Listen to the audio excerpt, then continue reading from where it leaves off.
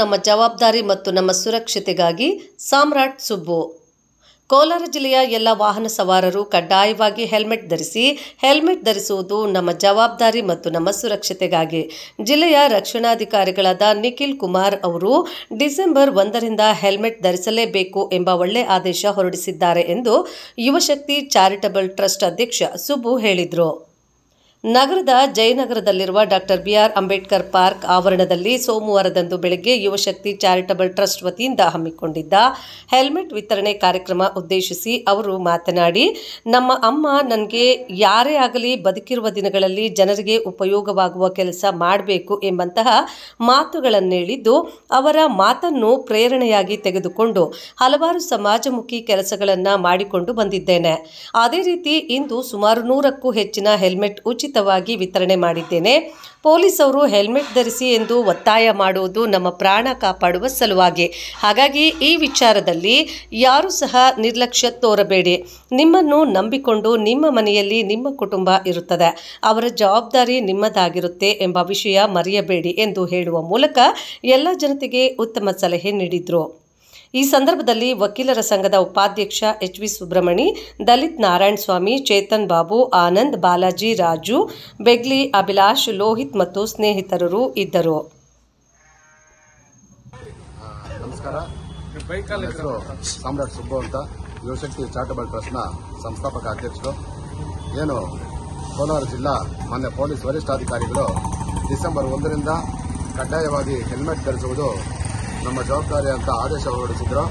ಅದನ್ನು ನೋಡಿ ನಾವು ಯುವಶಕ್ತಿ ಚಾರಿಟಬಲ್ ಟ್ರಸ್ಟ್ನ ವತಿಯಿಂದ ಒಂದು ಚಿಕ್ಕ ಸೇವೆಯನ್ನು ಮಾಡೋಣ ಅಂತ ತೀರ್ಮಾನ ಮಾಡಿ 50 ಜನಕ್ಕೆ ಉಚಿತವಾಗಿ ಹೆಲ್ಮೆಟ್ ಕೊಡೋದನ್ನು ನಾವಿವತ್ತು ಅಂಬೇಡ್ಕರ್ ಪಾರ್ಕಲ್ಲಿ ವಿತರಣೆ ಮಾಡಿದ್ವಿ. ಅಲ್ಲಿಂದ ಜನ ಕ್ರೌಡ್ ಆಗಿ ಈಗ ಇಲ್ಲಿ ಬಂದು ಈಗ ನಮ್ಮ ಮನೆ ಹತ್ರ ಸುಮಾರು 30 ಜನಕ್ಕೆ ಇದು ಮಾಡಿದ್ರೆ, ನಾವು ಈ ಕೆಲಸಗಳು ಮಾಡೋದಕ್ಕೆ ಮುಖ್ಯ ಕಾರಣ ನಮ್ಮ ತಾಯಿಯವರ ಮಾತುಗಳು. ಅವರ ಮಾತುಗಳಿಂದ ಪ್ರೇರಣೆಯಾಗಿ ನಾವು ಈ ಕೆಲಸಗಳು ಸಮಾಜಮುಖಿ ಸೇವೆಗಳಲ್ಲಿ ತೊಡಗಿಸ್ಕೊಂಡಿರ್ತಕ್ಕಂಥದ್ದು. ಏನಪ್ಪ ಹೇಳ್ತಾ ಇದ್ರು ಅಂದರೆ, ಮನುಷ್ಯ ಹುಟ್ತಾನೆ ಸಾಯ್ತಾನೆ, ಆದರೆ ಬದುಕಿರೋ ದಿನ ಒಂದು 4 ಜನ ಒಳ್ಳೆ ಕೆಲಸಗಳು ಮಾಡ್ತಾ ಇದ್ದಾನಪ್ಪ, ಇಂಥವನು ಇದ್ನಪ್ಪ ಅಂತ ಹೇಳಬೇಕು, ಈ ಥರ ಬದುಕಬೇಕು ಅಂತ ನಮ್ಮ ತಾಯಿಯವರು ಏನು ಹೇಳ್ತಾ ಇದ್ರು ಅದನ್ನು ನಾವು ಪ್ರೇರಣೆಯಾಗಿ ತಗೊಂಡು ಇಂಥ ಕಾರ್ಯಗಳು ಮಾಡೋದಕ್ಕೆ ನಮಗೆಲ್ಲ ಸ್ಫೂರ್ತಿ. ಇವತ್ತಿನ ದಿನ ಏನು ಹೆಲ್ಮೆಟ್ ವಿತರಣೆ ಕಾರ್ಯಕ್ರಮದಲ್ಲಿ ನಮ್ಮ ಜಿಲ್ಲಾ ವಕೀಲರ ಸಂಘದ ಉಪಾಧ್ಯಕ್ಷರು ಸುಬ್ರಹ್ಮಣ್ಯ ಅಣ್ಣವರಿದ್ದರು, ಮತ್ತು ನಮ್ಮ ಹಿರಿಯ ಹೋರಾಟಗಾರರು ದಲಿತ್ ನಾರಾಯಣ ಸ್ವಾಮಣ್ಣವರು, ನಮ್ಮ ಸ್ನೇಹಿತರು ಎಲ್ಲರೂ ನನ್ನ ಜೊತೆ ಕೈ ಜೋಡಿಸಿ ಸಹಕಾರವನ್ನು ಹಿಡಿದು ಇವರಿಗೆಲ್ಲ ಹೃದಯಪೂರ್ವಕ ಧನ್ಯವಾದಗಳು ತಿಳಿಸ್ತೀನಿ. ಮತ್ತು ಎಲ್ಲರೂ ಕಡ್ಡಾಯವಾಗಿ ಹೆಲ್ಮೆಟ್ ಧರಿಸಿ. ಹೆಲ್ಮೆಟ್ ಧರಿಸುವುದು ನಮ್ಮ ಜವಾಬ್ದಾರಿ, ನಮ್ಮ ಸುರಕ್ಷತೆಗಾಗಿ. ನನ್ನ ಹೆಸರು ದಲಿತ್ ನಾರಾಯಣ ಸ್ವಾಮಣ್ಣ ಅಂತ ಹೇಳಿ ಮಾತಾಡ್ತಾ ಇದ್ದೀನಿ. ಇವತ್ತೇನು ನಮ್ಮ ಕೋಲಾರಲ್ಲಿ ಒಂದು ಒಳ್ಳೆಯ ಕೆಲಸ, ಇವತ್ತು ಹೆಲ್ಮೆಟ್ ಧರಿಸತಕ್ಕಂಥ ಕೆಲಸ ನಡೆದೈತೆ ಅಂತ ಹೇಳಿದ್ರೆ, ನಮ್ಮ ಸಾಮ್ರಾಟ್ ಸುಬ್ಬು ಮತ್ತು ಚಾರಿಟಬಲ್ ಟ್ರಸ್ಟ್ ವತಿಯಿಂದ ಇವತ್ತು ಹೆಲ್ಮೆಟ್ ವಿತರಣಾ ಕಾರ್ಯಕ್ರಮ, ಸುಮಾರು ಹೆಲ್ಮೆಟ್ಗಳು ವಿತರಣಾ ಕಾರ್ಯಕ್ರಮ ಹಮ್ಮಿಕೊಂಡಿದ್ದಾರೆ. ಎಲ್ಲರಿಗೂ ಹೆಲ್ಮೆಟ್ ಸಿಕ್ಕೈತೆ. ಹಾಗಾಗಿ ನಮ್ಮ ವರಿಷ್ಠಾಧಿಕಾರಿಗಳು ಮಾಡಿರ್ತಕ್ಕಂಥ ಹೆಲ್ಮೆಟ್ ಕಡ್ಡಾಯವಾಗಿ ಧರಿಸಿ, ನೀವು ಸುರಕ್ಷಿತವಾಗಿ ಇರಿ ಅಂತ ಹೇಳಿದ್ದಾರೆ. ಹಾಗಾಗಿ ಇವತ್ತು ಚಾರಿಟಬಲ್ ಟ್ರಸ್ಟ್ ವತಿಯಿಂದ ಹೆಲ್ಮೆಟ್ ಕೊಟ್ಟಿದ್ದಾರೆ.